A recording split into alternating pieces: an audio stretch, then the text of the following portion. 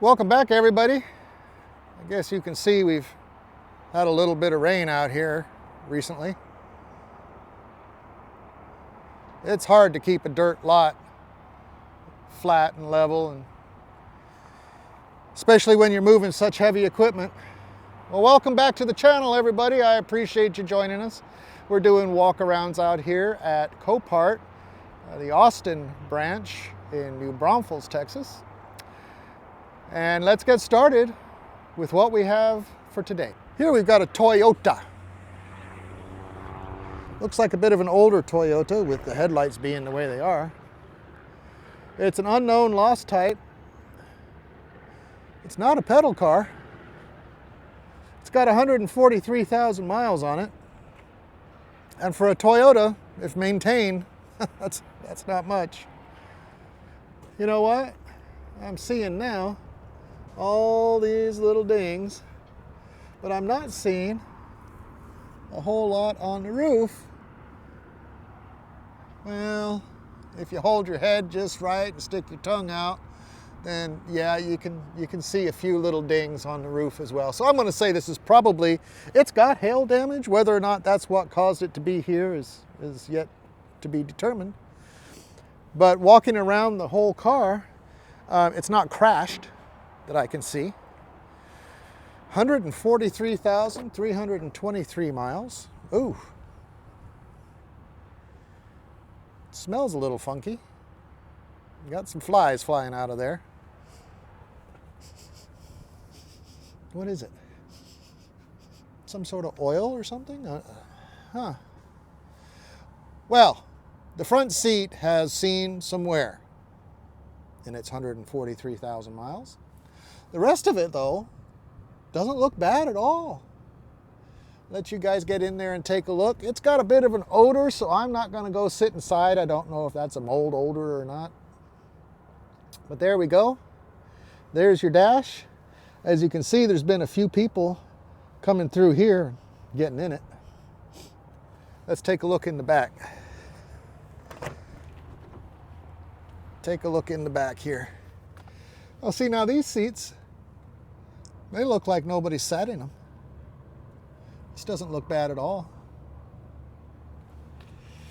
So, you might be asking yourself, why are you showing us cars like this? Well, I'm going to tell you. This is the way you're going to see what they have on the lot that's coming up for sale. And you're going to look at these cars and you're going to say, well, you know, that car didn't look bad, but he pointed out some really bad stuff. And you're going to look at this car and say, well, it's been hit, but you know what? It can be fixed in the garage. I'm trying to find cars that I would take home, put a new bumper, put a new hood, have some glass repaired, call it a day, and flip the car. You got to know how much to pay for something like that, because you got to know how much you got to have to spend to make it roadworthy, and then you got to know how much you're going to be able to sell it for. Well, I didn't know any of that stuff coming into this, and I didn't make any money on the first three, not a bit. I didn't lose my behind, but I didn't make any money. So if you're getting in to do one or two of these a year to make money, that's not going to happen, I'm going to guess. At least it didn't happen for me. But what I'm out here doing is I'm showing you vehicles, I'm showing you different type of collisions, different damages that can occur because of collisions. And I'm showing you cars that, if you're not so concerned about, say, a couple little dents, okay? If that doesn't bother you, you can come to auction and get a car like this, put some elbow grease into it, and have something you can drive around every day. I mean, if you're looking for a car on the cheap, this is how to do it. If you're looking for a car to flip and sell and make a fortune, it's not going to happen. Especially if it's a salvage title, people are smart. People aren't going to pay for the salvage title like they pay for a clean title car. If you're buying a salvage title car, even if the salvage is because of a minor damage, you fix it up and you drive it and you put 100,000 miles on it, you got your money's worth. And that's what I'm here to show you. So, I mean, we'll look at some severely damaged vehicles because I like to see stuff, and hope you do too. So let's continue this. We'll walk around here. I think we've shown you the interior. Let's see what we got going on under the hood if we can.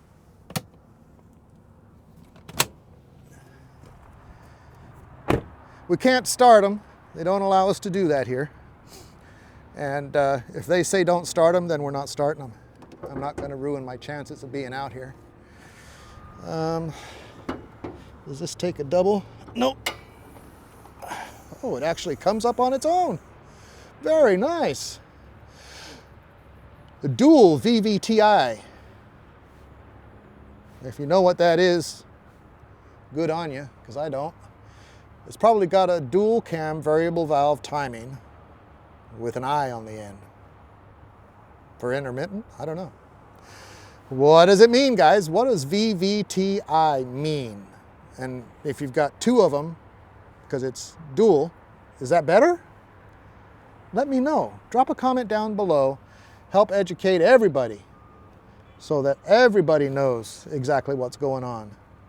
But what I can tell you is that these four-cylinder Toyotas, they do tend to run for a very long time. If properly maintained, will last you a long time. And what I'm doing right now is stalling, looking for the card that tells me what size engine it has, the emissions card. And since I'm not finding it on the hood here, I'm going to say that more than likely, possibly sometime during its life, it's had a respray. And they took that off. Possibly. I can't prove one way or the other, except for maybe the chipping paint here. But it's nice and clean under the hood. I'm going to say it wasn't ignored. So there you go. You want a little roundabout car? Get yourself to and fro. I'd probably do something with the headlights. And, you know, the plastics are, yeah, well, it needs a little help. It's got a right front tire that's a little bit low and sunk in the mud. But there you go, guys. That's what I'm talking about. Nice little car to get you around if you're okay with a couple little dings and dents. Come to the auction, buy one cheap. Put a little elbow grease into it and you've got yourself a daily runner arounder. Let's see what else we can find. I'm looking at that Honda over there, but I'm also looking at this Ford hybrid. Let's look at the Ford hybrid. What do you guys feel about hybrids, not in general, but hybrids at an auction when you don't know anything about them? They've not been properly charged, maintained. I don't know if that's a thing, but is it a bad thing to buy a hybrid at auction? I mean, not your dealer's auction, but an auction like this where cars have maybe gone through their useful life and they come here to be resurrected. Is a hybrid something you'd want to buy? Let me know. Drop a comment down below and let me know what you think about these hybrids. This one's got 137,436 miles on it. And it's doity. Very, very doity. Very stained up. I'm not getting in there. On both sides. So it's seen some use. You know what? This may have even been a vehicle that was a shop vehicle, or, you know, it wasn't somebody's personal vehicle. Who's to say? But more and more I believe that that's how people take care of their cars. And see, this one, this is hugely stained. I mean, they've been hauling some stuff in here. Or they had kids that just, you know, my kids would shake their little sippy cups when they were empty and milk would fly around all over the place, all over the seats. But then, you know, after a little while, we'd come with the little seat cleaner machine, vacuum machine with sprays the water and cleans the seats, and we'd take care of it. That one wasn't taken care of. But it's a hybrid, see? And the point of showing you this Ford Fusion hybrid was to get you guys to talk to me about what you think of these cars at auction. I'm not an electric car fan. Gasoline every day for me. Diesel fuel if you must, but gasoline every day. Gasoline forever. You know, this isn't one that I would sell to a friend. You know, try and get you as a friend to come buy this thing. What I'm looking for is information as to what you think it's like, longevity, whatnot, reliability of something like this with 137,000 miles on it. You tell me, guys. Drop a comment down below. Let me know what you think about the Ford Fusion hybrid and how long it'll last. I have no experience with them whatsoever. There's a little carnage. They actually put the spare wheel on this one. It's got a lot of parts missing. All over damage. A 23 Corolla. Toyota. This is a nice little car. Nice little LE, Toyota Corolla LE. That's kind of like the mid-range, isn't it? LE. Door handles are missing. Door cards have been taken off. It's got front end damage. We're not getting in it, that's for sure. Yeah, see, there's a lot missing out of there. I'm not saying it can't be fixed. Frankly, I'd rather have all the bent up pieces on it so that when I take it apart, I know how it goes back together. But you use this as a parts car. You got one that needs an engine. It doesn't look like the collision intruded into the engine compartment. There you go. You know, you need parts. Or if you have a parts car and you need something, there you go. You put your hood and your front fenders and bumper covers and whatnot on it, and the rest of the car is actually quite nice. Let's walk around this again. The rest of the car is quite nice. I mean, yeah, the body shop says, oh, take a look at this, take a look at that. But I mean, for me to drive it back and forth to the grocery store, that stuff doesn't need to be messed with. I would leave that alone. All the door handles are off. I don't understand. Why are all the door handles off? I don't get it. If you guys know why they took all the door handles off, and this door is just gone, so let us say that there was some kind of damage this way. Yeah, so it says replace the hinges. That's what the body shop said here, replace the hinges. 23. That might be a good buy for somebody. If you've got a body shop, then this would be a good buy. If you're somebody like me that works on the floor in the garage, probably not so much. But there you go. That's what's out here. That's what you can search online and find out here at Copart, Austin location. Now here we go. Here's a Hyundai Velociter Turbo. I hear these things are quite quick. Velociter Turbo. Are they the ones that started with all the dinosaur names? Ooh. What's going on here? Did Hyundai have a problem with their paint peeling off, or did this thing run across some sort of corrosive and did not fare well? Wow. I'd be afraid to repaint that, to be honest, and have all that stuff come back off again. But let's see what it looks like to be inside of a Velociter. It's got a long door on it. And we'll get those out of the way. It's empty. I don't know why I even checked. I guess that's the many years ago smoker in me. Yeah, haven't done that in quite a while.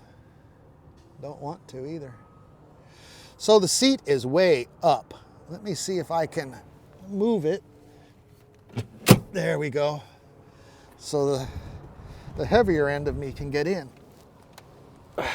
Well, you gotta bring your head down quite a bit to get in this thing. But here we go. There you go. That's what a Velociter looks like. Pretty nice center stack, pretty basic. Small steering wheel, gauges right in front. And we've got a little cubby down here with some handles to hold on to, I guess. I don't know, I don't think the driver should be holding on to handles, but there you go. You got your auxiliary and your USB. We've seen this before. Not this car, but this design. Yep, Hyundai. Lots of stuff at thumb control level. You know, all your phone stuff, your trip meters, cruise control, volume and channel for your radio. Some paddle shifters here. Are they paddle shifters? Yeah, paddle shifters. So there you go. I do understand that these were quite quick. Never been in one. Don't really know. We'll take a look. I'll put you guys back there so you can take a look at the back seat and see what it is. Why, you say, do you put us in the back seat like that? Well, because that way you get a better idea of what exactly it is. And if you want to research it, go online, find the car here at Austin, and take a look at the pictures. Then you know that you want to do that because I've shown you the video that says, hey, that's not such a bad car. I'll take a look at that. I don't think she's going to take a whole lot to get fixed up. I'm concerned about this. If it were me buying it, I'd be concerned about this. What happened here? Is that a factory issue? Or is that somebody threw some brake fluid on it or some sort of corrosive? I'm going to say it's been some sort of corrosive because look at this. See how it's bubbled up here and peeling? I could be wrong. But there you go. Velociter. First time I've ever sat in one. 105,000 miles. For a Hyundai, is that a lot? Velociter. It's a Texas car, and it's got a turbo, so you know it's fast. All right, let's move on. Hyundais seem to be very popular here at the yard. Hyundais bring the fellas to the yard. I don't know why. They just do. But this looks almost like a Mini Cooper. What is this? A Hyundai Mini? What is it? What's it called? Venue. A Hyundai Venue with no rear glass. Okay, now see, this is what I'm talking about, the angle of the sun and whatnot. So standing at the front, we didn't really see this too much, but does it come out on the camera? Do you see all those dents all along there? And then the big ones up on the roof, they're pretty obvious, but if you can see all those dents, now you know why it's here. The busted window, yeah. This one went through a hail of a storm. 11,975 miles. Are you kidding me? This poor thing. 11,000 miles. So it's got to be a 23, right? Let's see if we can see. I want to say it says 2011, but I can't imagine that's right. Hyundai passenger car wins the manufacture date. Load carrying capacity reduced. Modifications to this vehicle have reduced the original load carrying capacity. Okay. So they put some stuff in it. Well, they didn't put a date on the door sticker. Oh, I'm sorry. It's right there in big letters. November of 19 is when this was built. So it probably is a 2020. The windshield did not fare well with the hail. So if you were to get this, you need a windshield, you need a rear window. And if you can live with the little dents and dings, when there's a lot of them, if you can live with that, to have a relatively new car to drive back and forth to work or to the grocery store that is clean on the inside. And I'm saying it is clean. Other than the glass that's been thrown around from the storm, I'm going to say this thing is clean. The seats have no stains. The taupe colored vinyl plastics, all very clean. Somebody was taking care of this because it's, you know, a few years old and still looks like it came off the showroom on the inside, even though it's been sitting out here for a while. Really cool little car. Again, if you need something, 11,975 miles. Amazing. But I can see all the damage now and see why it would be here. Because, oh yeah, see. Well, let's go out to the hood. Let's go out to the hood. I'll put you guys down low. Maybe you can see that better. Let's see. You see all those dents from the hail? And when you're looking up at the top from all the hail, that's what it is, fellas. Hail damage. But it is, I'm going to say, it is a very clean car. Doesn't smell bad. Doesn't really smell of anything, really. Nice dark blue color with white or taupe trims. Hyundai Venue. Never heard of it. Cute little car. Unfortunately, it didn't ride the storm out very well. Let's move on. Chevy Malibu. Chevy Malibu got kissed in the rear end. What's going on there? We'll do this one really quick because I want to move on to some other things. Chevy Malibu, the hood's up. Is the hood damaged? Oh. Okay, so, wow, see? Would you want to be out here in all this in your nylon shoes?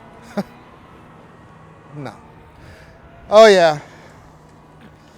This one is beyond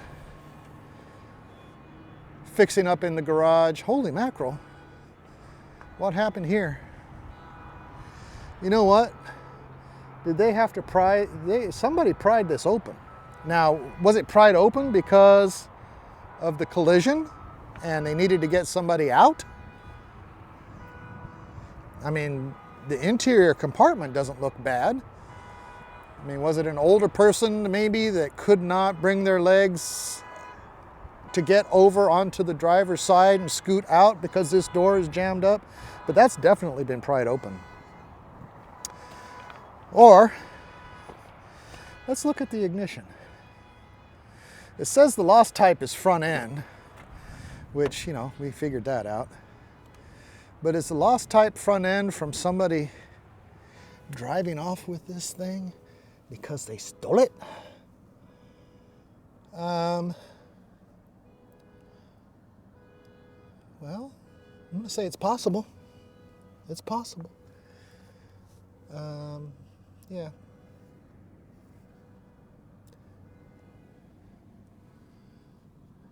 Yep. They've taken stuff out of here for sure. I'm interested in stuff like this. I like to see if I can figure out what the history really is. But there you go. There's a Chevy Malibu that from the rear didn't look like it was that bad, but from the front, yeah, it's probably not something you guys would be interested in. I know I would not buy it to put in my garage to try and fix up. But if you got a body shop, this might be something you need. You need it for some parts or whatever. It's a relatively new car.